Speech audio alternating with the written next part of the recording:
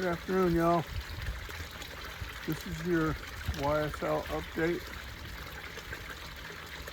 Brian Steele finished up his cross today, and then Doug, can't think of his last name right now, he did a short cross with Keratin Matthews, and Max Schardt closed it out.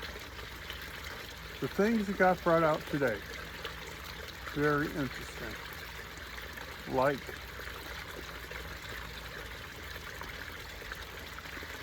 Little Woody pointed out both of the prosecutors and said in 2023 they both came and visited him in jail, and he told them both that John Melnick was his attorney for them to talk to Melnick, and they came 3 more times. He said the last time that Love, got down on her knees practically and begged him to testify, and he said, I didn't want to testify. So that's really interesting. And then he got in some really good evidence for the defense, and Max got in that it was Donovan Thomas that shot up the recording studio where, no, scratch that. It was Kenneth Copeland that shot up the recording studio, and that it looks like that Kenneth Copeland is the one that killed Donovan Thomas.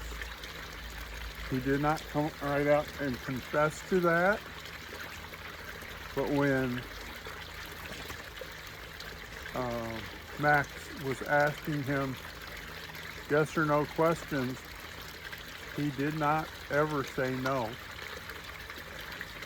While he did not say yes, what he said was, I'm listening.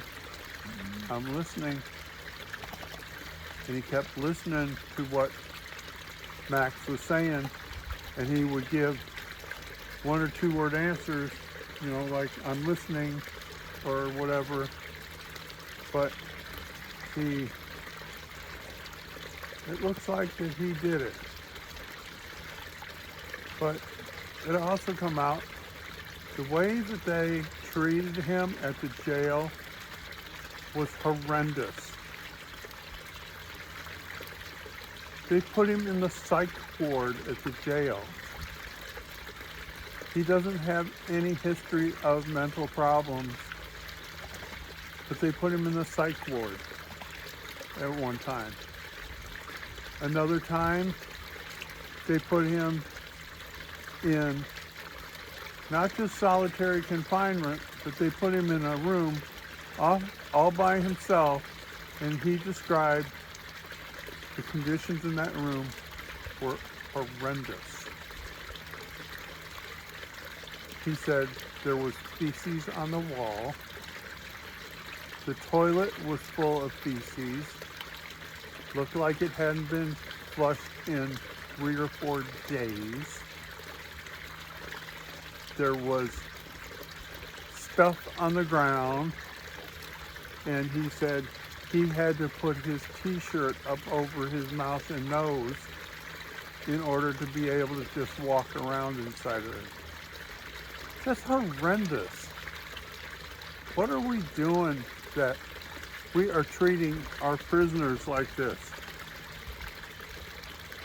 This is awful. Yeah, I understand that people commit crimes and that they need to be locked up, but they're supposed to be treated humanely and fairly. Putting somebody in a cell with feces on the wall in the toilet full of feces is neither humane nor fair. It is actually cruel. This is the same jail that I believe it was last year that an inmate died from being eaten by bugs, and they didn't find the body for 4 or 5 days.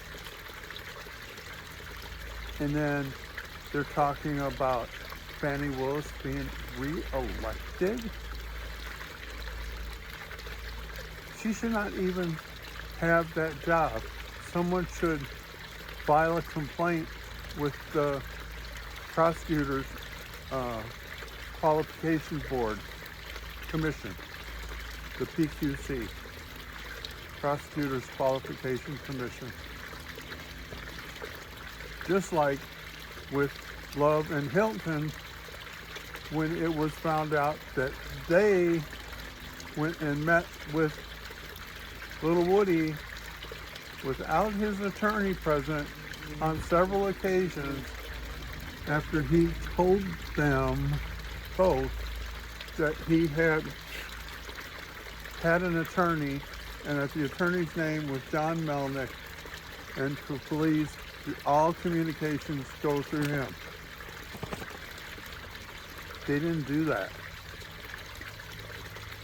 These are big bombshells, and I look for there to be, renewed motions to disqualify the prosecutors over the weekend. No court until Tuesday. But this is awful. What are we doing in this country that we would let this happen? That we act like we don't care about these individuals. I feel really bad for Kenneth Copeland because he said today on the stand that he has accepted God. He said God is real. He lives in my heart. I've turned my life around because of God. That is something we should treasure and hold dear, and not take him and threaten him with jail for, they come out in court today that they threatened it, put him in jail for 25 years. And that another thing that came out in court today was that he was indicted for the killing of Donovan Thomas, but suddenly the indictment went away. They're looking into it to see what actually happened, but Detective Sprinkles in the pre-trial hearing said that Kenneth Copeland, which is Little Woody, was indicted for the crime of the unaliving of Donovan Thomas. But that mysteriously went away. Another thing that I think is prosecutorial coercion. He had an outstanding case for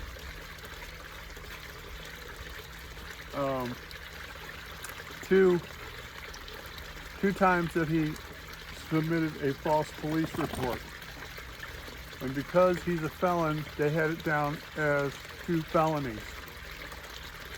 And all this time while he is testifying, they let him believe that those charges were still outstanding. Max Schardt today showed him the papers that they dismissed the charges. The reason for dismissing was listed as prosecutorial discretion. So he was led to believe that those charges were outstanding all this time when they dropped the charges. I think that's awful. Well, that's what I have for you today, guys. Talk to you again tomorrow. Bye now.